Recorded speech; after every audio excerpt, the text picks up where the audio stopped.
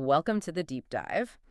Right now we have nation states actively demanding tolls paid in Bitcoin just to allow physical oil shipments to pass through contested global waters. Yeah, it's really happening. And at the exact same time, you've got top-tier developers who are frantically scrambling to stop a theoretical quantum supercomputer from cracking open a multi-billion-dollar digital treasure chest. It's wild. It's a literal cyberpunk reality. It really is. And our mission today is to explore this staggering, almost science fiction reality of modern cryptocurrency.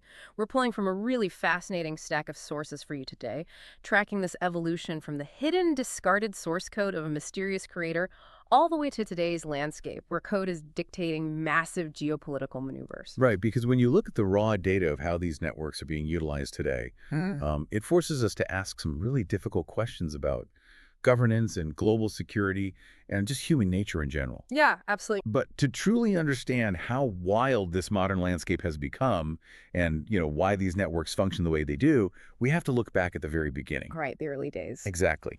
Specifically, the discarded ideas that were left on the cutting room floor before the network even went live. So looking at the sources, what stands out immediately to me is just how radically different Satoshi Nakamoto's original blueprint was compared to the system we actually have today. Oh, completely different. We have records of an early pre-release version of the Bitcoin source code. And this was sent privately on November 17th, 2008. Yeah, to a few early cryptography users. Right, specifically a developer named James A. Donald and someone going by the handle Credit. And this is weeks before the official launch on January 3, 2009. So can you walk us through what was actually in that code base? Because, the terminology alone is completely alien. It really is. For instance, the word blockchain doesn't actually appear anywhere in it. Wait, really? Yeah. Satoshi originally called the architecture a time chain. A time chain. Right.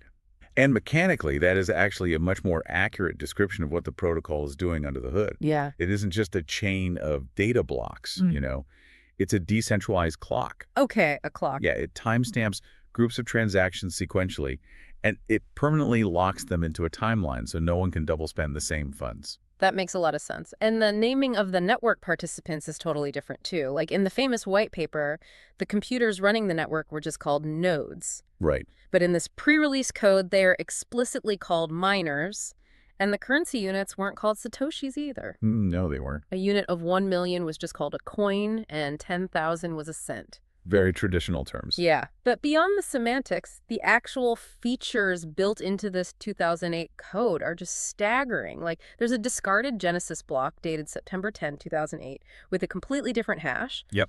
And it included an IRC client for messaging. It had a user review rating system. Which is crazy to think about now. Right. Early developer Mike Hearn pointed out it had a built-in peer-to-peer marketplace integrated directly into the base protocol, like an integrated open bazaar. And here's where it gets really interesting. Okay. Satoshi even coded a virtual poker game into the base layer in April 2008. He did. It's like finding the early draft of Star Wars where Luke Skywalker is named Starkiller. Yeah. It completely changes the vibe. Why would the creator of a revolutionary financial system be spending time coding a virtual poker game into the base protocol? Well, because it reveals Satoshi's original mindset. Yeah. Right. Which was much, much broader than what the network eventually became. Today, we view the foundational layer as this rigid, highly secure settlement engine. It's be sterile. Exactly. But in 2008, Satoshi was envisioning a self-contained, all-in-one digital economy, a community hub. Oh, I see. The logic was, if you want people to adopt a digital currency, they need a place to spend it, and they need a reason to stay on the network. Right, a whole ecosystem. Yeah. You wouldn't just send money. Yeah. You would negotiate in the marketplace, review the seller's reputation, chat over the IRC client, and, play a game of poker. But before the official launch, all of those features were stripped out. To protect the network, I assume. Exactly. In cryptography, every single line of code you add to a protocol increases your attack surface. Makes sense. So, a bug in the poker game could theoretically be exploited to compromise the financial ledger itself. To ensure the money remained secure, all those social features had to be cut, leaving behind the streamlined engine we know today. Wow. But, Satoshi didn't just leave behind quirky games on the cutting room floor. Because this network was built back in 2008, it relies on an early form of cryptography that is essentially a ticking time bomb in the face of modern computing. Yes, it is. Our sources highlight this massive security vulnerability involving the Satoshi stash. It's estimated Satoshi Nakamoto holds roughly 1.1 million Bitcoin across various early wallets. That's a huge amount of capital. Massive. But the threat isn't just the sheer market weight of those dormant coins, it's the specific cryptography protecting them, right? Yeah, that is the core of the quantum threat. So the sources detail that Satoshi's 1.1 million coins, alongside roughly 5.8 million other early coins on the network, making about 6.9 million total. Wow. They use an outmoded transaction script called pay-to-public key, or PDPK. But the modern network relies on something different, which is pay-to-public key hash, or P2PKH. Okay, so what is the actual mechanical difference between those two scripts, and why does one create this doomsday scenario? It all comes down to when your public key is exposed to the world. In the modern PDPKH format, your public key is hidden behind a complex cryptographic hash. The actual key isn't broadcast to the public ledger until the exact second you spend the funds. Okay. But in the original PDPK format used by Satoshi, your public key is directly exposed on the public ledger from the exact moment the coins are first received. Wait, okay, let's unpack this, because you still need the private key to actually move the funds, right? Right. And standard computers would take millions of years to guess a private key, even if they have the public key sitting right there in front of them.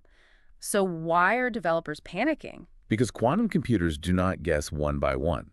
Standard computers process information in bits, so ones and zeros. But quantum computers use qubits. Right, quantum mechanics. Exactly. They exist in a state of superposition, which allows them to calculate vast arrays of possibilities simultaneously. ARK Invest recently ran the numbers on this, and they estimated that a quantum computer utilizing 2,330 logical qubits could actually break the elliptic curve cryptography securing those early wallets. And we should definitely clarify for you listening, a logical qubit isn't just a standard physical qubit you might read about in some tech blog. It's an error-corrected, highly stable qubit, which is incredibly difficult to build. Very difficult. But the threat is real enough that Charlie Lee, the founder of Litecoin, has explicitly warned that Satoshi's stash is highly vulnerable. If a machine hits that 2,330 logical qubit threshold, those wallets are cracked open. Which is driving a massive governance nightmare right now. Bitcoin developers are actively proposing a hard fork to freeze those early wallets entirely, just to neutralize the quantum theft threat before it materializes. Wait, okay, I have to push back hard on this idea of freezing the wallets. Go for it. Isn't the entire point of Bitcoin that it's an immutable, decentralized ledger? Yes. If developers can just get together and vote to freeze 1.1 million Bitcoin, doesn't that prove the system can be manipulated by human consensus, just like a regular bank? Absolutely. And that is the exact philosophical tension tearing the community apart. It's a perfect lose-lose scenario. How so? Well, think about it. If you don't freeze the coins, a quantum hacker eventually breaks the cryptography, dumps 1 million Bitcoin on the open market, and completely crashes the global ecosystem. Right. But if you do freeze them, you violate the core tenet of decentralization. You prove that if enough humans get scared, the immutable code isn't actually immutable.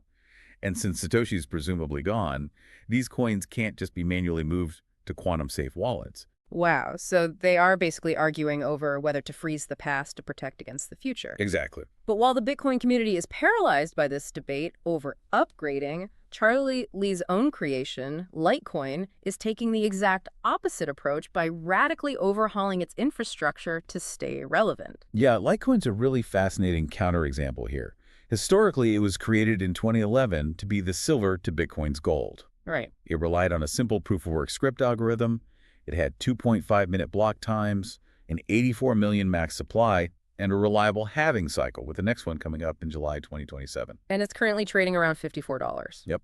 For over a decade, it was primarily just a fast, cheap payment network. But they're radically altering that now. Our sources show some major recent upgrades, like the integration of Taproot and the MWEB extension block, or MWEB. Right, for optional privacy. Exactly. There's over 164,000 LTC locked privately right now. But the massive catalyst that everyone is watching is LitVM. This is launched on their testnet, with the mainnet targeted for May 2025. This is a huge deal.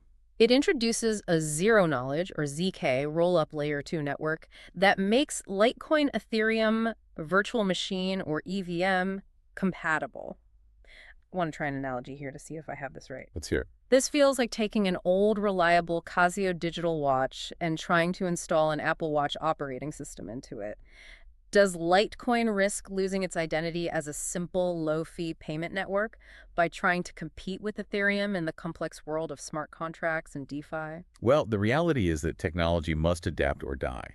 While Bitcoin is serving as this very rigid store of value, Litecoin developers are using Layer 2 technology, like LitVM, so they don't have to change that core identity. Oh, Think of the Casio as your foundational layer, the base Litecoin protocol. It just ticks away verifying transactions.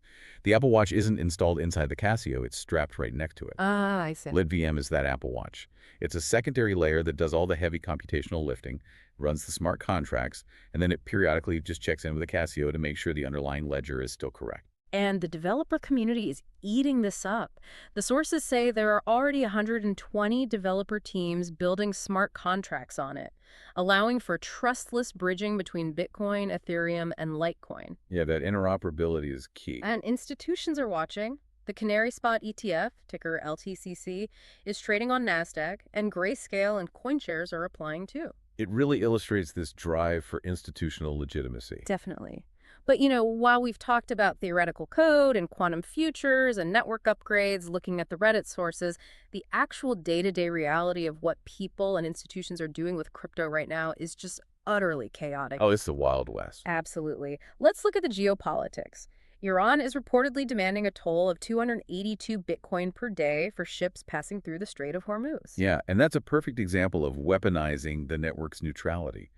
They're locked out of traditional banking sanctions, so they demand a stateless bearer asset that no one can freeze. Right. And then you have these corporate shadow empires.